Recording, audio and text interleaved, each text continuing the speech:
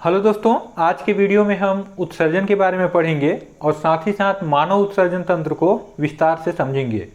तो आइए इस वीडियो को शुरू करते हैं। पहले समझिए कि उत्सर्जन क्या होता है।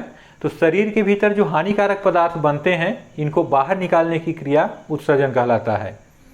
आप इसको इस तरह से भी समझ सकते हैं कि शरीर के भीतर उपापचयी क्रियाओं के फलस्वरूप बनने वाले हानिकारक या विषैले उत्सर्जी पदार्थों को बाहर निकालने की क्रिया उत्सर्जन कहलाता है।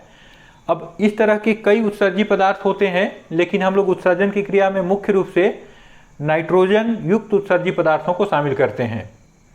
नाइट्रोजन युक्त उत्सर्जी पदार्थ किनसे बनते हैं उसको थोड़ा सा समझ लीजिए। एक आता है न्यूक्लिक अम्ल, जिसके अंतर्गत आएंगे डीएनए एवं आरएनए। इनमें नाइट्रोजनी बेस पाया जाता है जिनमें नाइट्रोजन होता है और इसके अपघटन के फलस्वरूप अमोनिया का निर्माण होता है। ये विषैला पदार्थ है। और दूसरा महत्वपूर्ण होता है प्रोटीन।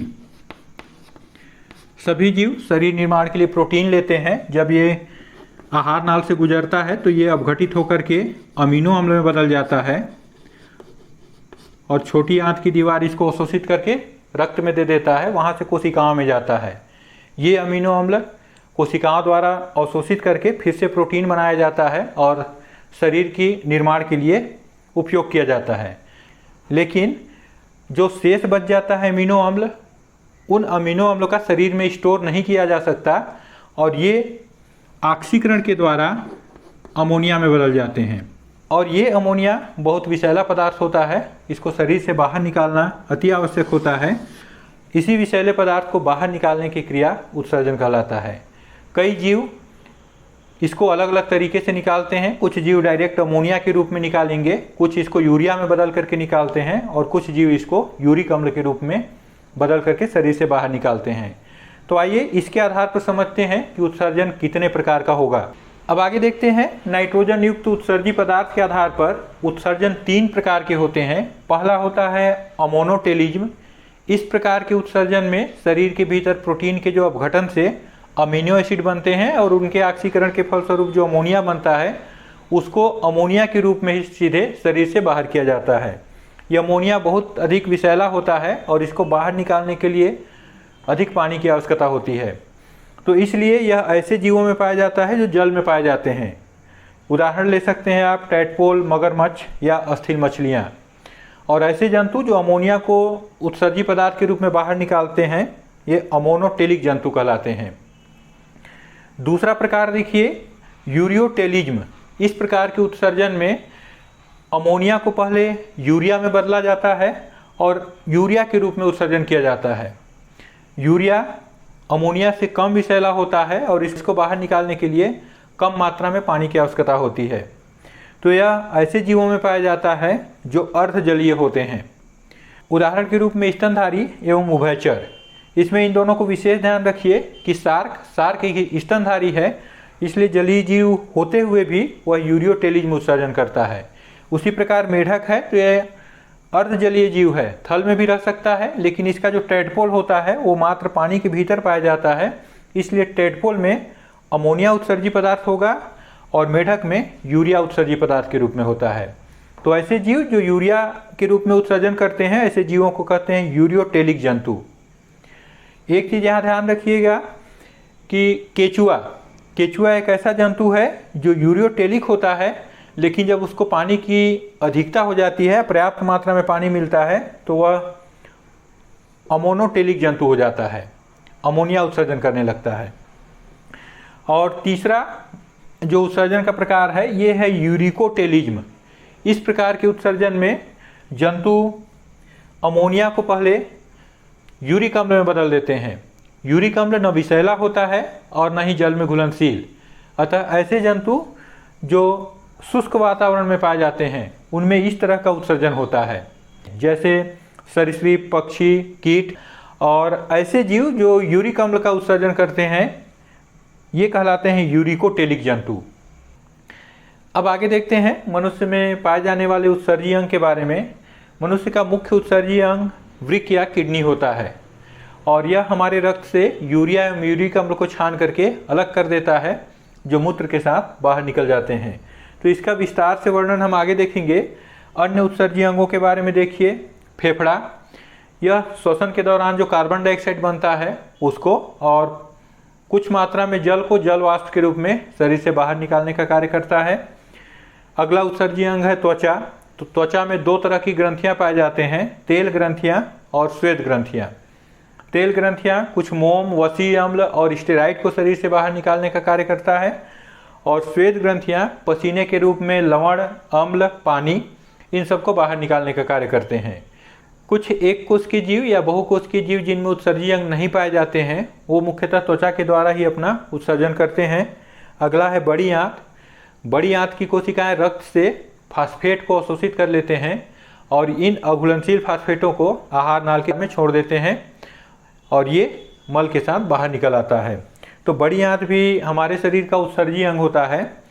अगला है यकृत। ये भी एक मुख्य उत्सर्जी अंग है और इसका मुख्य कार्य है कि हमारे शरीर में जो अमोनिया होता है उसको यूरिया में बदलने का कार्य यही करता है।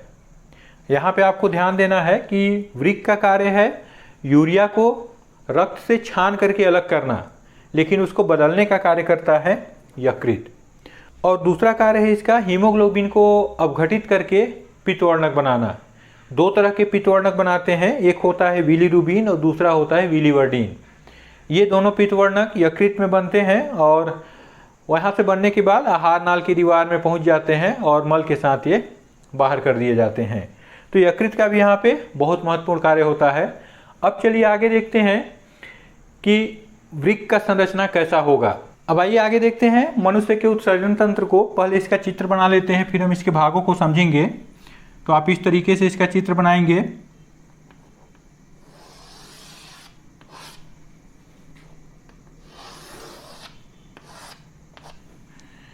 ये दो वृक्क हैं और दोनों वृक्क एक सतह से उभरे हुए होते हैं और दूसरी ओर धंसे हुए होते हैं, और दोनों साइड के वृक्क से एक एक मूत्रवाहिनी निकलता है जो ऊपर की ओर चौड़ा रहेगा और नीचे की ओर ऐसे पतला होते जाता है।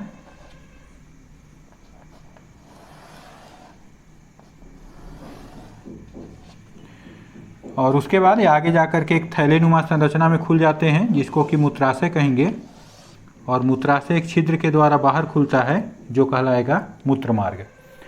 और अब आगे हम इसमें एक महाधमनी और एक महाशिरा को बनाएंगे। तो एक पृष्ठ महाधमनी होगा जो ला करके दोनों वृक्क में रक्त को देता है। तो उसको मैं यहाँ पे ऐसे बना दे रहा हूँ, देखिए।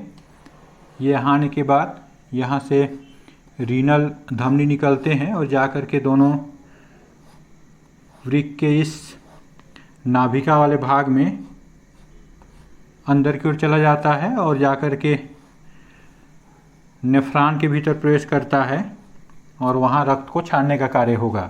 और क्षनित को वापस ले जाने के लिए एक हम इसमें महाशिरा को बनाएंगे। पश्च महाशिरा है, ये भी इसी तरीके से इसके भीतर प्रवेश करेगा और वहाँ से क्षनित रक्त को वापस ले जाने का कार्य करेगा। तो इस तरीके से चित्र कंप्लीट हुआ। आप चाहें तो इसके ऊपर एड्रिनल ग्रंथि को भी दिखा सकते हैं। इस तरीके से दोनों वृक्क के ऊपर एक एक की संख्या में टोपी नुमा एड्रिनल ग्रंथि पाया जाता है। अब इस चित्र का नामांकन कर लेते हैं और साथ ही साथ चित्र को थोड़ा सा गाढ़ा कर देते हैं ताकि साफ साफ दिखाई देगा। अब नामांकन करने के बाद हम इसके उत्सर्जी अंग को समझेंगे। इसका मुख्य उत्सर्जी अंग एक जोड़ी वृक्क होता है जो गहरे लाल रंग का सेम के बीज के आकार का होता है। इसको देखेंगे तो बाहर से उभरा होता है और भीतर की ओर थोड़ा सा धंसा होगा। इस धंसे भाग को वृक्क नाभिक या हाइलम कहते हैं। यहाँ पर यह भी ध्यान रखना है कि जो बायां वृक्क होता है ये थोड़ा सा दाएं वृक्क से ऊपर होगा। दायां वृक्क थोड़ा सा नीचे होने का कारण है कि यहाँ पर यकृत या लीवर पाया जाता है। दूसरा आएगा एक जोड़ी मूत्रवाहिनी। ये देखिए दोनों वृक्क से एक एक नली निकला हुआ है जो यहाँ पे क्षनित होगा। रक्त जो छन जाता है उस क्षनित को अर्थात मूत्र को लेकर के आता है, तो ये मूत्रवाहिनी कहलाते हैं, एक जोड़ी मूत्रवाहिनी। और अगला आता है एक थैलेनुमा संरचना, ये कहलाता है मूत्राशय। और मूत्राशय आगे की ओर एक छिद्र द्वारा खुलता है जिसको मूत्रमार्ग या यूरेथ्रा कहते हैं। तो उत्सर्जन अंग मुख्यतः यही 4 भागों से मिलकर बनता है। अब इसके कार्य को समझिए। देखिए, वृक्क का मुख्य कार्य होता है रक्त को छानना, उसमें से यूरिया और यूरिक अम्ल को बाहर निकालना। मनुष्य मुख्यतः यूरिया का उत्सर्जन करता है, लेकिन बहुत अल्प मात्रा में उसके ब्लड में यूरिक अम्ल भी पाए जाते हैं, जिसको छान करके बाहर निकाल देता है। साथ ही साथ एक किडनी का कार्य होता है कि पानी की मात्रा को भी शरीर में बराबर बनाए रखना और पीएच मान को भी नियंत्रित करना। देखिए कार्य कैसे करेगा। ये महाधमनी जब रक्त को लेकर के आता है तो यहाँ आने के बाद वृक्क धमनी या रीनल आर्टरी के द्वारा ये दोनों साइड के वृक्क में जाएगा। वृक्क के भीतर को देखेंगे तो वृक्क का भीतर 2 भाग से मिलकर बनता है। भीतर का भाग मेडुला कहलाता है और बाहर का भाग कार्टेक्स। इन्हीं दोनों भाग में लाखों की संख्या में नेफ्रॉन या विकाणु पाए जाते हैं। ये वृक्क के क्रियात्मक इकाई होते हैं। इसको आप देखेंगे तो इस तरह से दिखाई देता है। ये ऐसे नलिकाकार संरचना बना हुआ। इसका विस्तृत वीडियो हम अगले किन्हीं वीडियो में बनाएंगे। और इसका एक कप जैसा आकार दिखाई दे रहा है। इसी में ये धमनियाँ ऐसे आकर के ग्लोमेरुलस या केशिका गुच्छ बनाते हैं और यहीं पे रक्त छनता है। एक वृक्क के भीतर ये 10 लाख नेफ्रॉन पाए जाते हैं। तो ये समझिए कि ये धमनी इसके भीतर जाने के बाद 10 लाख पतले पतले नलियों में बढ़ जाता है। और यहाँ जब रक्त छनने के बाद इसमें से जो उत्सर्जी पदार्थ है इन नलियों से होते हुए से आगे बढ़ता है, तो आगे जा कर के ये इस तरह से संग्रहण नलियों में जमा होता है। अर्थात कई नेफ्रॉन मिल करके एक संग्रहण नली का निर्माण करेंगे और कई संग्रहण नलियाँ मिल करके एक पेल्विस का निर्माण करते हैं। ये आगे का भाग पेल्विस कहलाता है, जो आगे जा कर के ये मूत्रवाहिनी में बदल जाएगा। तो ये मूत्रवाहिनी बदल जाता है, जिसका अग्रसिरा मोटा होता है, जैसे जैसे आगे की ओर पतला होते जाएगा। दोनों ओर से ऐसे ही निकलेगा और इसकी दीवार में क्रमानुकंचन गति होता है, जिसके चलते मूत्र आगे जा करके इस मूत्राशय में जमा हो जाता है।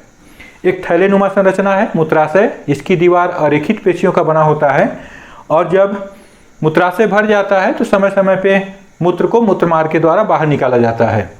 यहाँ ध्यान रखना है कि मनुष्य एक यूरियोटेलिक जंतु है, अर्थात यूरिया का उत्सर्जन करता है, लेकिन इसके यूरिन में कुछ मात्रा में यूरिक अम्ल भी पाए जाते हैं। यूरिक अम्ल एक ऐसा पदार्थ है, जब शरीर में इसकी मात्रा बढ़ जाती है तो जोड़ों में दर्द प्रारंभ हो जाता है। उसी को गठिया रोग कहा जाता है। तो दोस्तों, इस तरीके से आप उत्सर्जन तंत्र को समझ गए होंगे। यदि यह वीडियो अच्छा लगा तो इसे लाइक कीजिए, चैनल को सब्सक्राइब कीजिए और दोस्तों के साथ शेयर कीजिए।